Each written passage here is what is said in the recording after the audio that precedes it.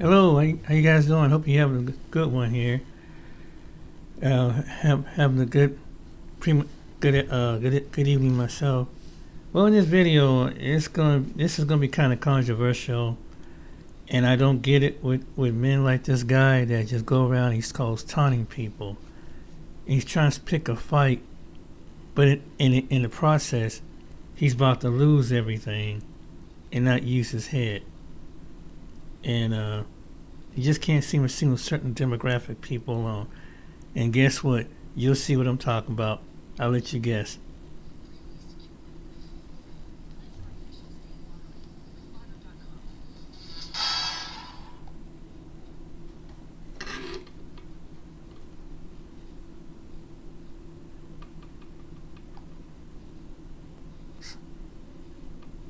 Come on.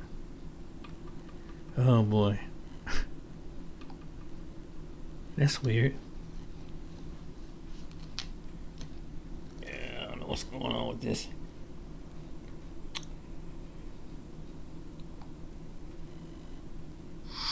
It's pretty crazy how clean and how bright everything is here at Uline. You really don't see that anywhere. Today I'm going to be discussing a topic that you all voted on my channel, and now I want to go in depth about. I'm going to be discussing 5 different racist microaggressions that black men experience in the workplace. I'm your host, Cool Colas, and you are now tuning into a new video on my channel. So let's get into it. For those of you all who do not know what a microaggression is, it's typically either a statement, an action, or an incident that is typically regarded as an instance of subtle or covert discrimination, typically against someone on a basis of race or on the basis of their ethnic or cultural background. Microaggressions are typically committed by these racist whites in the dominant society, and at times these anti-black cultural and ethnic groups who are considered non-white. And this entails them being discriminatory against individuals who are non-white, and most often this happens to black people. The microaggressions that I'll be discussing today aren't just things that I've seen as a trend across black men in general, but these are things for the most part that I in some way experienced myself. And my plan here is to give you all a couple different examples and also some ways that you can kind of navigate these types of things, or at least the psychology of how to navigate when these types of things happen while you're in the workplace. Because a lot of times when you are here, these things are going to be thrown at you. I'm not going to lie to you. They may be thrown at you in some way because, as I've said before, when it comes to black men, you are from the gate researched, observed, and also identified as far as how they want to categorize you. So in some cases, they may see you as what I would call a eunuch. They may see you as a rebel, or they may see you as that middleman or that fencer. And a lot of times, once they find out which type of person that you are, they'll try to do certain microaggressions and little things here or there based on your personality type as they perceive it. I want to speak directly to my rebels who are watching this video, because there's a lot of y'all who, when I actually clipped one of my previous videos as a reel, and I discussed how black men from the gate are categorized in the workplace, a lot of y'all were saying that you're rebels. So I want to speak to you all directly when I say this. Those of you all who are like, well, I'm not going to let no white person punk me. I'm going to just walk up out of it. I'm going to tell all of them off. Blah, blah, blah, blah, blah, blah.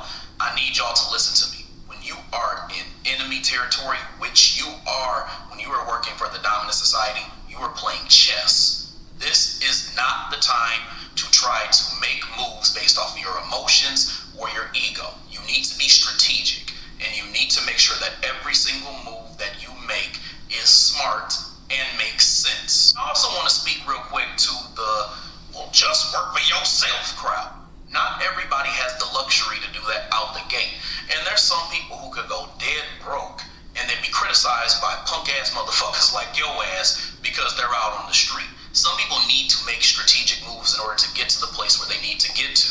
A lot of us have old Negroes as parents and didn't give us the game beforehand, so we're navigating it really with blinders on. So these are individuals who are simply trying to better themselves. So that type of criticism, especially without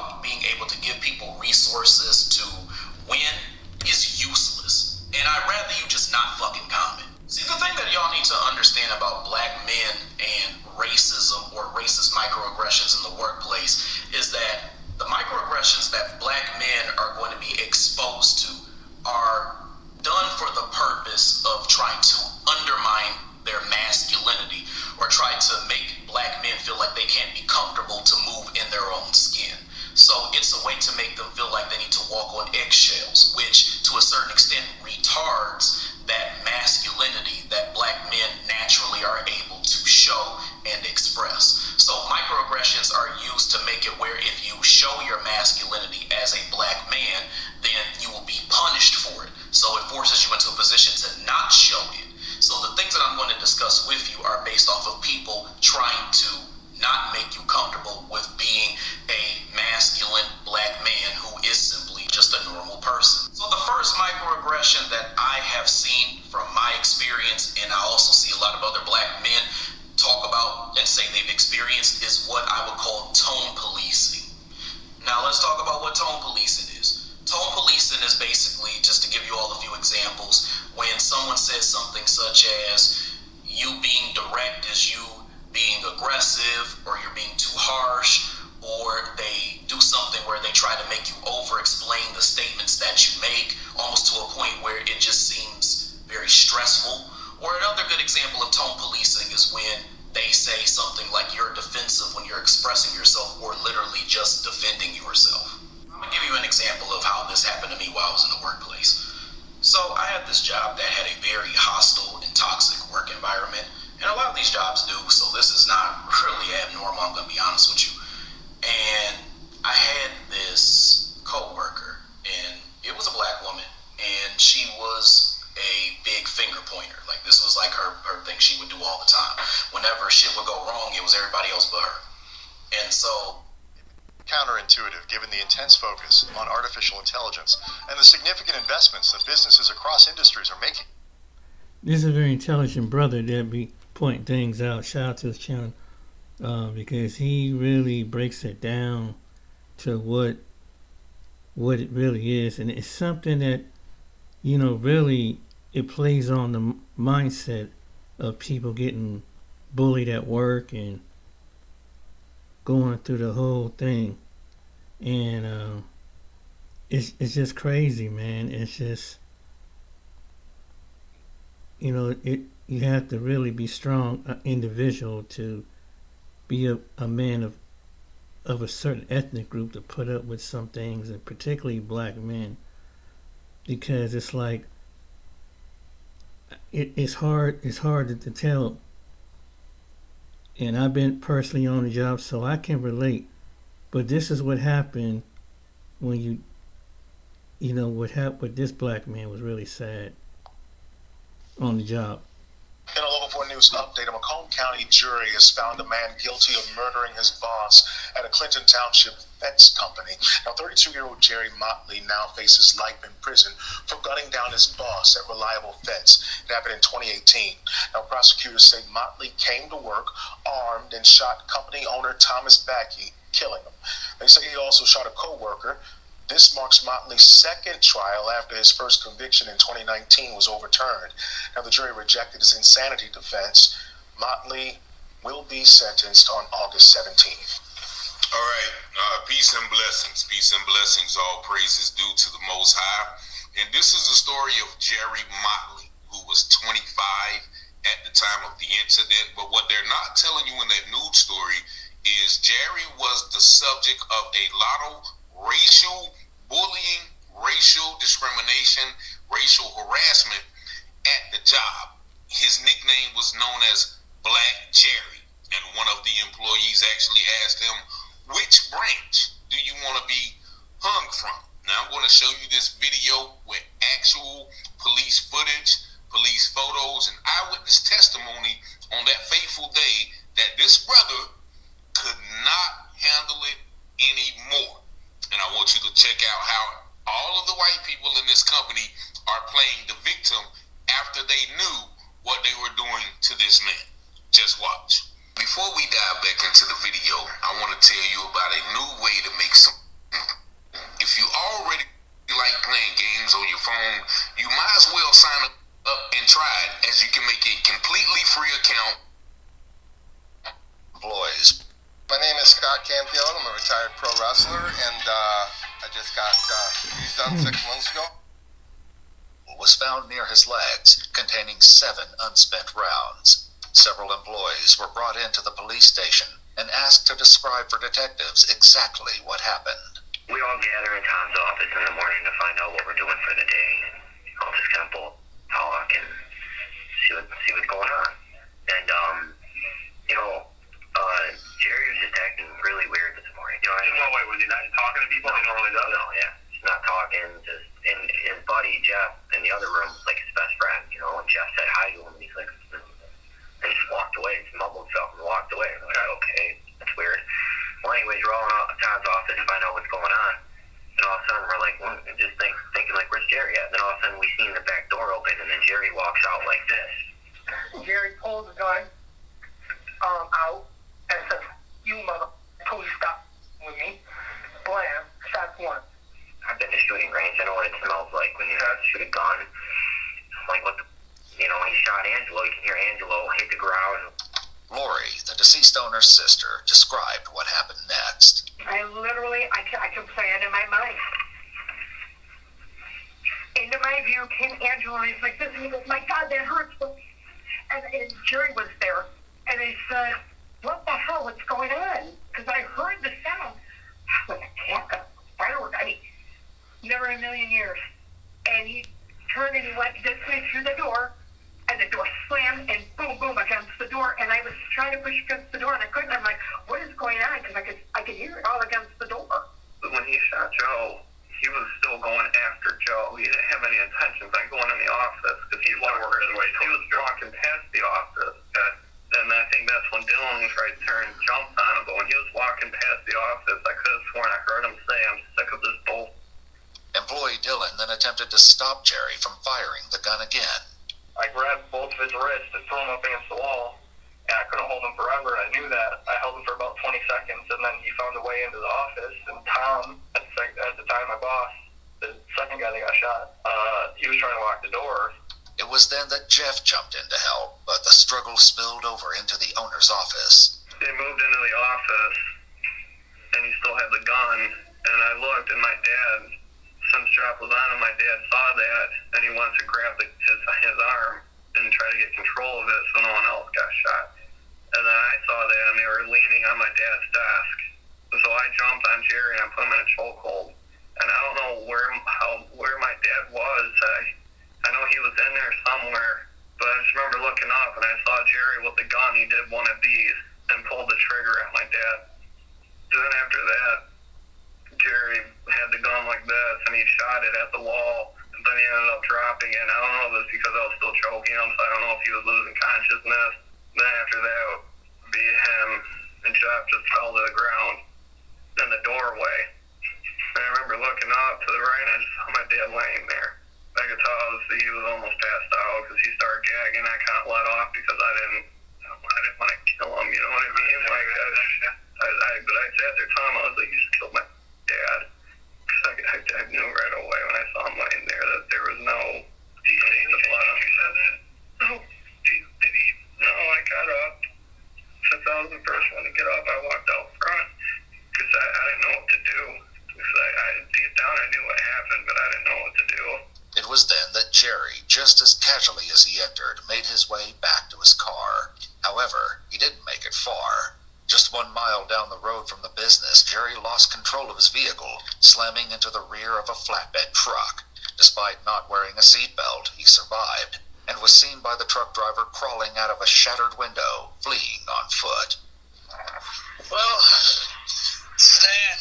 And it's just crazy because, like, this morning I was asking what was wrong with Jerry, and, Jeff told me, "Did you read his Facebook status?" The night before the shooting took place, Jerry took to Facebook, leaving a cryptic post that hinted something dark was lingering in his mind. He detailed several incidents, writing, "You can't talk to another human being like that," then stating, "I put up with it for a year, no more." Like, I was reading it, and it was just like all the people that gave me a hard time, and this, and that, and I think he's talking about Joe. Was there a history of Joe giving him a hard time? I mean, that you saw. All right. Joe has done a lot of things to everybody. He's grabbed me by my neck and met at Jeff. The owner? He's a worker. Okay. He's grabbed the owner's son by his neck and choked him up just for stupid little bickering arguments, and he's done it to Jeff. And he always picked on Jerry. Angelo is kind of a bully, really, honestly. He'll, like, flick cigarettes at you, he'll throw at you, he'll just do all types of stuff to, like, kind of take you off. Right. And picks on Jerry the most, so I could see why he was the first one shot. According to the owner's son, there may be a reason Joe hasn't yet been fired, despite the allegations of abuse by his co-workers. It sounds like Joe's a big dude. He's not small. Mm-hmm. You see that meathead? You see that guy that's got to pick on everybody, flick cigarettes at everybody, call names? Oh, yeah. You been there a long time? Worked for your dad? Yeah, 17 years. Wow. My dad's known him since diapers. He's best friends with his dad. That's why, I mean, Joe's caused fights around there in the past 7 years that I've been there. Me and him butted at it a few times. Does he keep his job because of the relationship between your dad and his dad? Oh, yeah. Why I think he shot Tom is because nothing happened. We brought to Tom's attention that Joe is... Nobody likes Joe there. Everybody will tell you this. Nobody likes Joe here. We tolerate him. He's with everybody. You know, he's just a cocky dude, you know? Just thinks his don't stink. In part of Jerry's recording, filmed prior to the shooting, he made it clear why Joe was a target. And Joe, the reason I shot Joe, because you're just ignorant. You're the mixture of racist and ignorant. Always constantly yelling at me, telling me to do. I done did everything that you said, but you're still crying about everything. Saying that I ain't worthless, what the hell am I doing in this company? You sat there and antagonized me that one day, and I told you to stop. Like, man, you got me done. Then the boss man's gonna defend you? Have people gone to the owners about Joe and said, hey, things you gotta stop? I mean, he's basically... The last time, like the last situation Joe had with somebody who was with me is when he grabbed me up on my neck one time, and I told Tom, look, I'm either gonna quit, or you need to tell Joe, like, you're gonna do something for him, like, get him help. And, you know, Tom told me I'm gonna tell Joe to take anger management. I said, you know what, all right, I'll get over it. We're all family. We all gotta work together. We gotta put roofs over our heads. That was it. After wounding Joe, killing Tom, crashing his car, and fleeing on foot, Jerry was quickly apprehended when a Roseville police detective saw him running into a subdivision and successfully tackled him to the ground. He was then handcuffed by an officer with the Fraser Police Department, who later returned him to the custody of Clinton Township. He now sits with detectives, who will hear a haunting confession regarding his motives for the brutal attack. I got the job through my best friend. Okay, my best friend is Jeff. Pretty sure you talk to him. But it's just something just didn't really feel right. Like, cause then he started completely being that whole, just screaming and yelling at me if I get something wrong. Oh, you're stupid, you're dumb, you're worthless. The way he was acting towards me, and he was like, you would never get a raise here, you're just a piece of... And then every time we get in an argument, he reverts back to racism, and it's like I'm at a losing chance. And whoever's with him, they're tagging along, they're laughing at the joke, so I'm just like a target. And it's just a constantly target every single day of my life. Jeff, who explains he's known Jerry since high school, admits there was name-calling at the job site. You know, there are times where, you know, there's racial slings back and forth, you know, he might say, or whatever, you know, or you know, he might say something about being white or something, you know.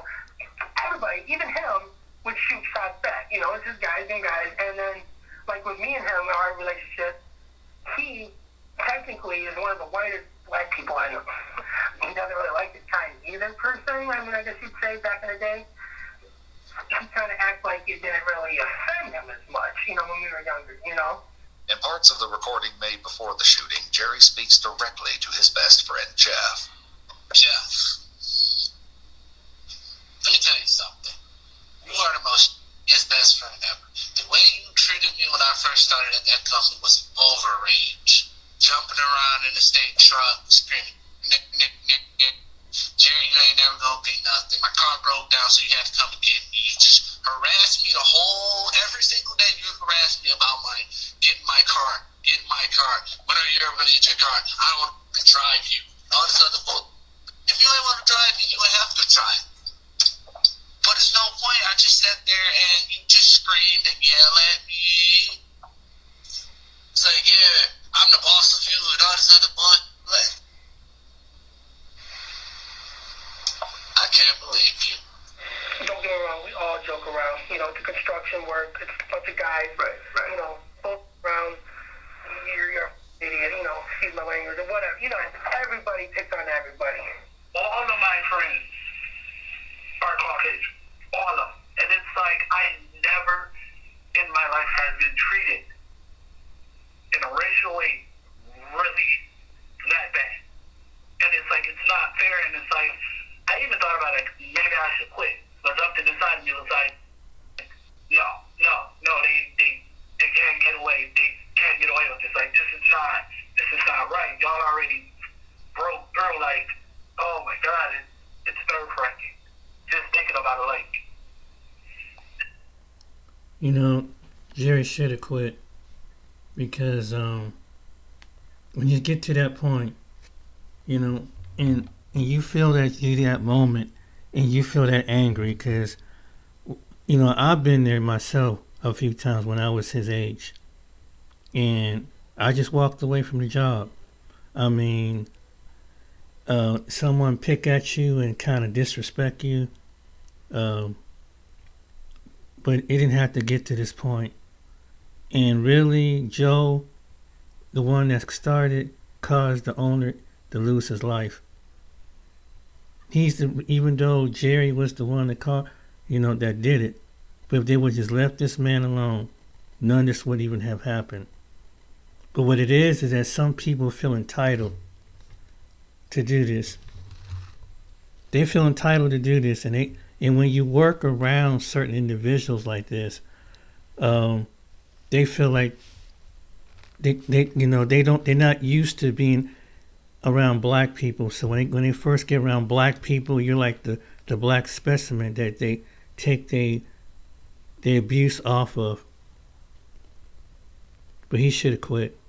It's like, how do you treat another human being so bad and expect him to be perfectly fine with it when it's a constant thing when he told y'all multiple times to stop? Jerry points to the nickname Black Jerry as a source of resentment. But employee Dylan shares their reasons for addressing him this way. We do call him Black Jerry, but it's not because we're trying to be racist. We have multiple Jerrys that work with us. Okay, kind of just the easiest way.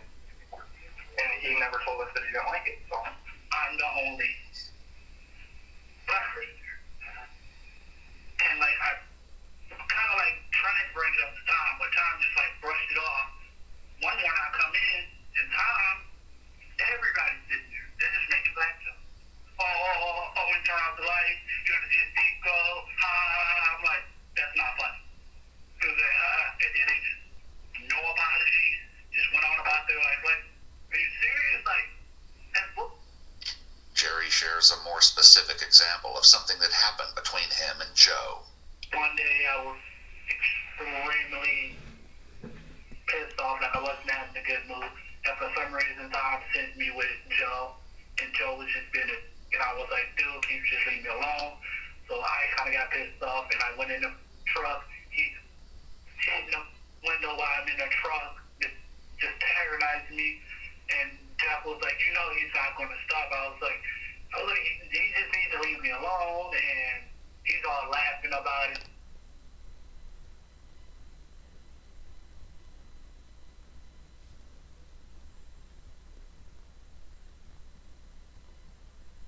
Oh, sorry about that. But this is really sad. Yeah, he should have really, he should have just left, man. It's not worth, taking someone's life. Just leave. If the workplace bullying, if they don't do nothing, there's a proper way of doing it. You can sue them. Quit and sue them. But this was not the way.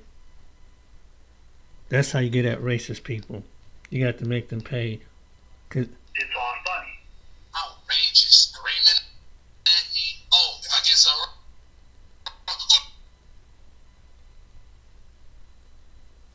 I don't know what's going on with this. Maybe it's the video. Yeah. But yeah, and I would, young men, I would say, any man, or sometimes you have to pick your battles. In a case like this, he threw his life away. Now he's about to do life. This is not the solution. There's proper steps in handling things. But the last thing you want to do is do something like this. This is the microaggression what the brother was talking about. The young brother. This is black men and black women have to go through. When you work with an individual who can't seem to adjust to reality, so they have to fix something different. Usually they joke among each other, but when it comes to somebody with opposite of a skin color, they result back in that behavior that they do. And it's not cool, man. It's not cool at all. And now, the owner's gone. It's sad that, they would have did something about that guy, bullying this guy. Nobody would have to lose their life. It's like, oh, it's just a joke. No, not everybody want to be joked around like that. And it's just about respect. But it's obviously, and then the part that, Richard mentioned in the video, why they have to refer him as Black Jerry? Why can't they just call him by his initial? Whatever his last name is. Because there's so many Jerrys, but why they gotta be Black Jerry? Why can't they call a person? You see how subconsciously people, they see race, even in someone's name. I mean, someone might think it's not a big deal, but yet, sit down and think about that for a second. If I see a foreign person with an American name, I just say their name. And then they ask me a description, then I describe them. But this stuff happens. This stuff happens all the time. I don't know what happened to this. My page froze up. But yeah, we have a problem in this country. And we need to kind of learn to respect one another, but some people don't. They don't know how to, as men and women. So yeah, but if you ever get to that point, I would say to a young person, leave the job, leave. And then sue them. That's the thing now. Document it and sue them. Document it. If you have to take a hit and record or whatever, get it on phone. But this is not the answer. And I'd rather hit him in the pocket than take cause them to lose their life. That's the only way people gonna understand when the ignorance is gonna cost them circumstances. But in case this ignorant ass co-worker who caused this conflict in the workplace and that caused all this friction, the owner was at fault in a way he should have handled it. Instead of playing favorite or it was probably some nepotism going on. That's what some of these companies do. I know that's probably what it was, some nepotism. Because, and been here for at least 2 months. Yes, sorry about that. But yeah, it's nepotism on this job. And when it's like, it's us versus them, the mindset. But anyway, so this be a lesson. Don't solve with violence. salt will appear. Alright then, guys, take care, be blessed. See you on the next video.